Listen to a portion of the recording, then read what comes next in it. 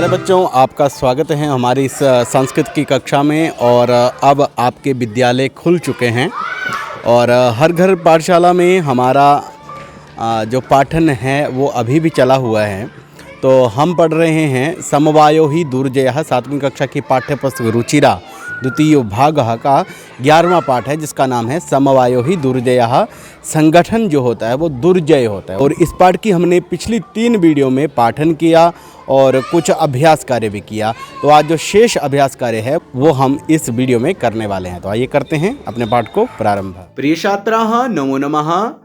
7वीं कक्षा की पाठ्यपुस्तक रुचिरा द्वितीय भाग का 11वां पाठ 11वां पाठ है समवायो ही दुर्जयः। और इस पाठ की पिछली 3 वीडियो में हमने इस पाठ का पाठन किया और उसके शब्दार्थों को भी जाना, उसके अर्थ को जाना, और यहाँ पर जो शब्दार्थ दिए गए हैं, मुश्किल शब्द दिए गए हैं, उनके अर्थ को भी जाना। और उसके साथ साथ तीसरी वीडियो में किया था हमने अभ्यास कार्य, पहला अभ्यास कार्य, दूसरा अभ्यास कार्य, तीसरा अभ्यास कार्य और किया था चतुर्थ अभ्यास कार्य।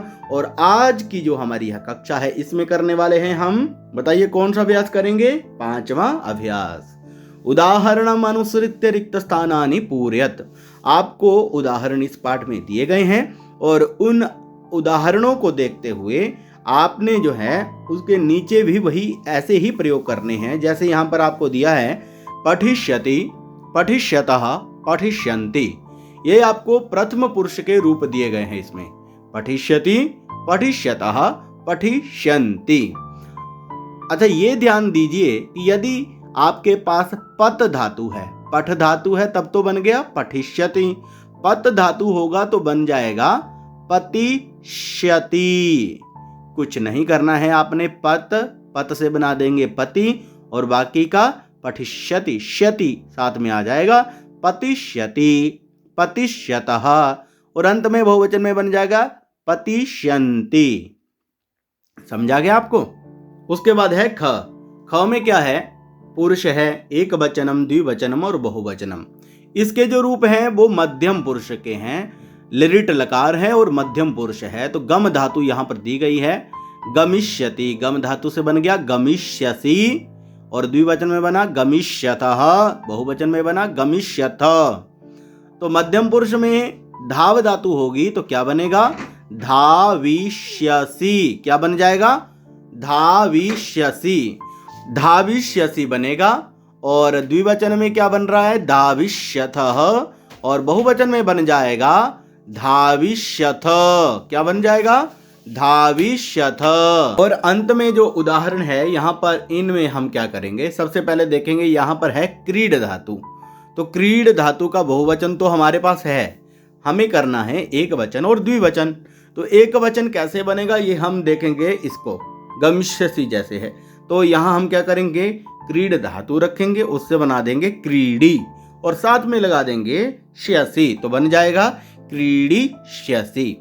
ऐसे ही हमारा जो द्विवचन है इसे आप देख रहे हैं, यहाँ पर क्या करना है? हमें क्रीड रखना है, क्रीड का क्रीडी करना है, और साथ में जैसे ऊपर लिखा है श्यथः, ऐसे ही साथ में जोड़ना है, बन जाएगा क्रीडिष्यथः। अब आइए देखते हैं जो ग अभ्यास हमें दिया गया है। इसमें उत्तम पुरुष का अभ्यास करवाया गया है।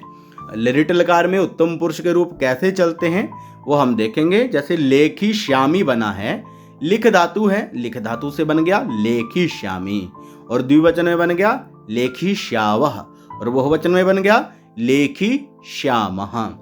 अब आप देखिए यहां हमें क्या करना है, एक वचन और बहुवचन में हम क्या करेंगे? तो यहां देखेंगे धातु कौन सी है, धातु है हस, हस से बन गया हसी। ठीक है, तो यहां पर सबसे पहले हम क्या करेंगे? हसी, और साथ में लिखेंगे श्यामी, तो बन गया हसी श्यामी। और बहुवचन में क्या करना है हमें? बहुवचन में भी हम करेंगे हसी और साथ में लिखेंगे श्यामः, हसी श्यामः। अब हम चलते हैं उत्तम पुरुष में, और यहां पर धातु देखेंगे कौन सी है? द्रक्ष धातु है। कौन सी धातु है? द्रक्ष। तो हमने क्या करना है? द्रक्षयामी करना है, द्रक्षयामी, द्रक्षयावः, द्रक्षयामी, द्रक्षयावः, द्रक्षयामः। इस प्रकार से हमारा ग अभ्यास पूरा हो जाएगा। अब छठा अभ्यास कर लेते हैं अपना। छठाभ्यास है उदाहरणानुसारम स्म शब्दम योजित्वा भूतकालिक क्रियाम रचयत। आपको जैसे यहाँ पर दिया है अबसत, अबसत का मतलब होता है रहता था, परंतु यदि आप लट लकार की धातु के साथ स्म शब्द का प्रयोग कर देते हैं तब भी उसका वही अर्थ हो जाता है, अर्थात भूतकाल में उसका अर्थ होता है रहता था, बसती स्म रहता था। अब यहाँ पर क्या है, अपठत है, तो पठ धातु है, तो पठ धातु से बनता है पठती, तो साथ में लगाएंगे स्म, पठती स्म। अत्रोटयत से बन जाएगा त्रोटयति स्म। मूल धातु हमने देखनी है और उसको लट लकार में क्या बनेगा ये हम देखेंगे। अपतत है, तो अपतत में पत धातु है, पत धातु से बन जाता है लट लकार, प्रथम पुरुष एकवचन में बनता है पतति, तो साथ में हम लगाएंगे स्म, तो बन जाएगा पतति स्म। और यहाँ है अपृच्छत, अपृच्छत से फिर क्या बनेगा पृच्छति, क्या बन जाएगा पृच्छति, और स्म साथ में लगा देंगे तो बन जाएगा पृच्छति स्म। और यहाँ क्या है अवदत, अवदत में क्या करना है बदति स्म। और यहाँ है अनयत, तो यहाँ बनाना है नयति स्म। अब बारी आती है सातवें अभ्यास की। सातवां अभ्यास है कोष्टकात उचितम पदम चित्वा रिक्त स्थानानि पूरयत। यहाँ पर ये आपको कोष्टक अर्थात ब्रैकेट में जो शब्द दिए गए हैं, तीन तीन आपको यहाँ पर उदाहरण दिए गए हैं, इनको आपने क्या करना है, इनमें से जो सही होगा उसको आपने इन रिक्त स्थानों में भरना है। तो सबसे पहला अभ्यास हम देख लेते हैं। रिक्त स्थान बालिका मधुरम गायति। अच्छा, बालिका एक है, पहली बात तो क्या है बालिका एक है और वो है स्त्रीलिंग, तो एक शब्द एकम तो होता है नपुंसकलिंग में और एक होता है पुल्लिंग में, तो एका जो है इसको हम यहाँ पर लिखेंगे, बन जाएगा एका बालिका मधुरम गायति। अब चलते हैं ख में। ख क्या है, रिक्त स्थान कृषकाः कृषि कर्माणि कुर्वन्ति।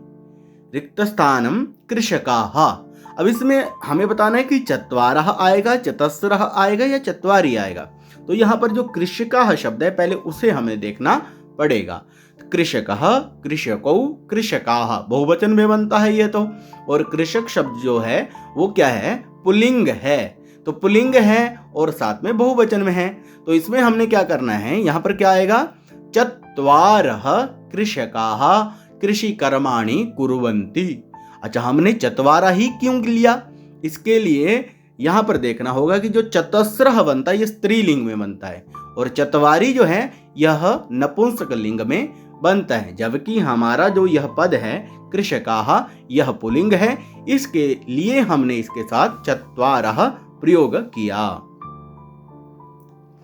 अब ग को देखिए, ग में क्या है रिक्त स्थान पत्राणि सुंदराणि संति। अब आपको बताना है ते आएगा, ता आएगा या तानी आएगा, तो यहाँ तो आपको बिल्कुल स्पष्ट है पत्राणि, तो साथ में आ जाएगा तानी, पत्राणि सुंदराणि संति, तो यहाँ हम लिख देंगे तानी। अब घ को देखिए, धेनवः दुग्धम धेनवः, धेनवः शब्द कहाँ बनता है ये बताइए मेरे को, धेनवः शब्द कहाँ बनता है, धेनवः बनता है धेनु शब्द से बहुवचन में बनता है, धेनु धेनु धेनवः।